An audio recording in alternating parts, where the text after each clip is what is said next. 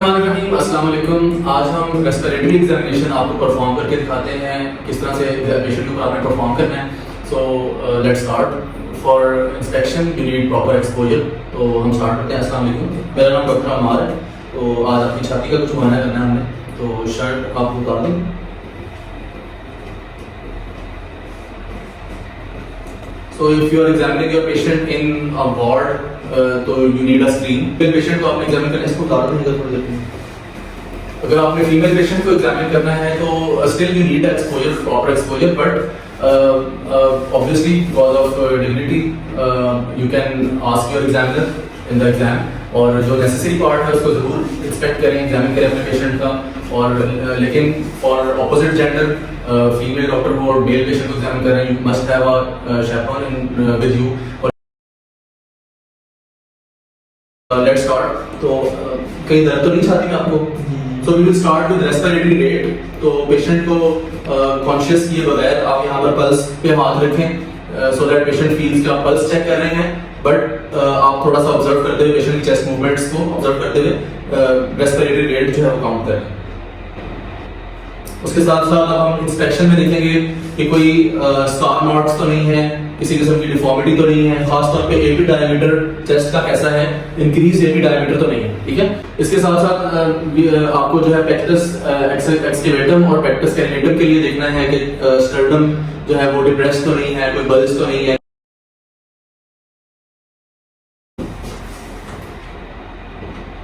गहरा सांस लें, ठीक है, गहरा सांस लें। Now next step is palpation. तो चेस्ट के अंदर पैल्पेशन क्या होती है? Chest expansion and palpation of trachea and palpation of P2। So we will palpate the trachea. यहाँ के दर्द तो नहीं है आपको? ऊपर से पैल्पेट करते हुए ट्रैकिया आप नीचे जाएंगे, तो आप अपनी दो फिंगर्स यहाँ पर रखेंगे साइड्स पे।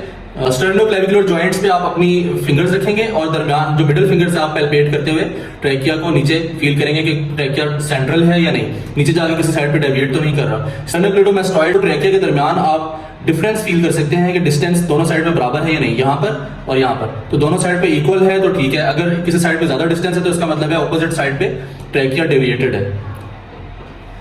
सो now we will check chest expansion. Chest expansion के लिए आप यहाँ से पकड़ के पेशेंट का चेस्ट जो है चेस्ट वॉल को और ऊपर पुल करके लेके आएंगे और कोशिश करेंगे कि आपके थंब्स जो हैं वो आपस में स्ट्राइक करें, लेकिन यहाँ पर नीचे इस तरह से नहीं होंगे, हवा में होंगे। गहरा सांस लें। So in this way you will check chest expansion की सिमेट्रिकल है और दोनों साइड पे इक्वल एक्सपेंड हो रहा है। इसी तरह से दोबारा यहाँ से पकड़ के लाएंगे और सांस लें, गहरा सांस।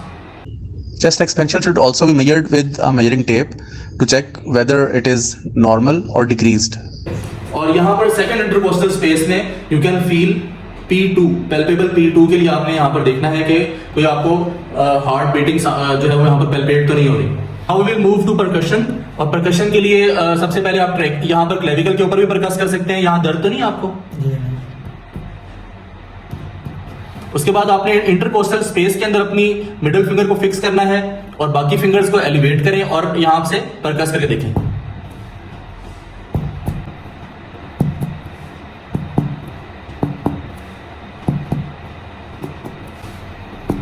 इसी तरह से लेटरल एस्पेक्ट पे भी आपने परकस करना है और ऑपोजिट साइड के साथ कंपेयर करते रहना है।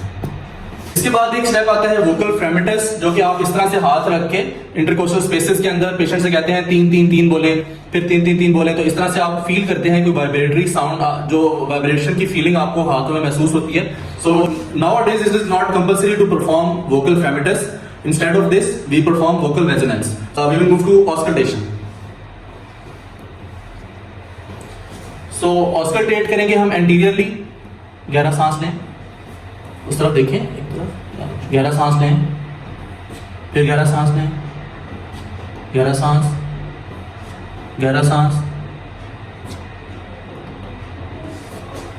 फिर गहरा सांस लें। इसी तरह हम लेटरल एस्पेक्ट पे भी ऑस्कल्टेट करेंगे और ऑपोजिट साइड से हर जगह हमने कंपेयर करते रहना है। First on the right, then on the left, then on the left, then right, then left. इस तरह से आप उसको कंपेयर करते रहेंगे। Then we will move on to vocal resonance.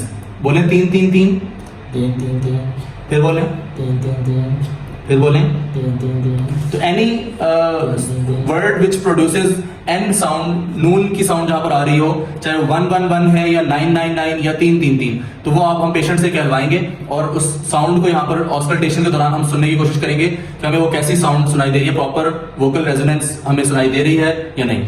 फिर बोलें, तीन तीन तीन फिर बोलें, तीन तीन तीन फिर बोलें, तीन तीन तीन फिर बोलें, तीन तीन तीन फिर तीन तीन तीन फिर तीन तीन तीन। Alright, so now we can move to posterior chest. यहाँ पर हमारे पास दो ऑप्शंस हैं। पोस्ट ग्रेजुएट लेवल पे हमें ये करना चाहिए कि हम यहाँ पर पेशेंट को लेटे लेटे रेलेवेंट एग्जामिनेशन जो हमें लाइन पोजीशन में परफॉर्म करना है वो हम परफॉर्म कर लें। उसके बाद जो रिमेनिंग एग्जामिनेशन है वो सिटिंग पोजीशन में परफॉर्म करें। But on third year, fourth year, final year level when you are asked to examine only respiratory system, उस टाइम में आप रेलेवेंट एग्जामिनेशन को स्किप करेंगे और पहले चेस्ट को एंटीरियर और देन पोस्टीरियर एग्जामिन करें और उसके बाद कोई चीज जो रिमेनिंग है वो रेस्पिरेटरी रिमेनिंग जो एग्जामिनेशन स्टेप्स हैं रेलेवेंट एग्जामिनेशन वो आप बाद में परफॉर्म करें। So we will perform the relevant examination. यहाँ पर ड्यूरिंग लाइन पोजीशन हम पेशेंट की क्लबिंग चेक करेंगे, ठीक है, कोई cyanosis, peripheral cyanosis, palmar oedema, इस तरह यहाँ पर flapping tremors which is a sign of carbon dioxide retention, इस तरह से हाथ रखें। Then we will check for loose tricep fold which shows weight loss, उस तरह देखें। So ideally on the 45 degree angle we will check for raised JVP which is a sign of pulmonary hypertension in respiratory disorders. It is called as cor pulmonale. Complete demonstration of JVP will be shown in the next video. उसके अलावा हम यहाँ पर check करेंगे central cyanosis के लिए। मुंह खोलें। So on the lips, on the tongue we will check for central cyanosis, ठीक है, और उसके साथ साथ हम pedal edema चेक करेंगे। And also we will check for tender hepatomegaly which could be congestive liver because of cor pulmonale. गहरा सांस लें। Along with that we can check for hepatojugular reflux. Similarly यहाँ पर हमारा एक स्टेप रह जाता है, that is checking of the apex beat. Apex beat shifted तो नहीं है, which tells us regarding the mediastinum. Mediastinum अगर लेफ्ट पे deviated है तो again it could be because of some pathology on the right or on the left side, और अगर वो medially deviated है तो again it tells us कि mediastinum is shifted towards right side. और इसके साथ साथ हम auscultate करेंगे tricuspid regurgitation के मर्मर के लिए। यहाँ पर हम fourth intercostal space में for tricuspid regurgitation and along with that second intercostal space on the left side for any loud P2 to check for signs of pulmonary hypertension.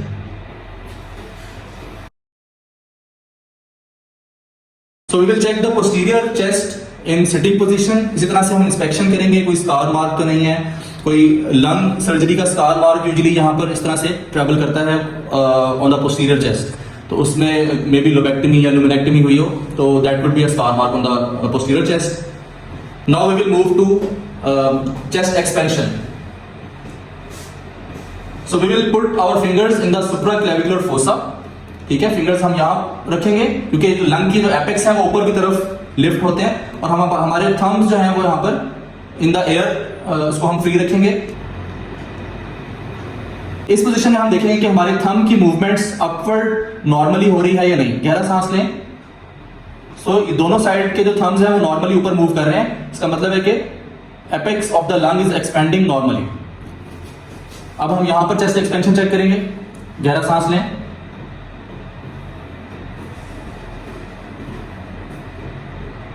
इसी तरह से हम यहां से चेस्ट वॉल को पुल करके लेके आएंगे और यहां पर लाके थम्स को बराबर में फिक्स करेंगे. उसके बाद फिर हम पेशेंट से डीप ब्रीदिंग का करेंगे. गहरा सांस लें. और वी विल नोट के दोनों साइड पे चेस्ट एक्सपेंशन या हमारी थम्स की मूवमेंट है वो प्रॉपर है, इक्वल है, सिमेट्रिकल है और normal chest expansion around 5 centimetre होनी चाहिए. Now we will move to percussion. कहीं दर्द तो नहीं चाहती मैं आपको? सुप्राक्लेविकुलर फोसा के अंदर भी परकस करना जरूरी है. तो सुप्राक्लेविकुलर फोसा में हम फिंगर जो है फिक्स करके और यहां पर भी ये हाथ ऐसे रख लें, दूसरा हाथ इधर. पेशेंट की हैंड्स की पोजीशन इस तरह रखने से स्कैपुला वाइड अपार्ट हो जाता है और आपको लंग्स ऑस्कल्टेट करने में, एग्जामिन करने में इजी हो जाता है. Now we will परकस.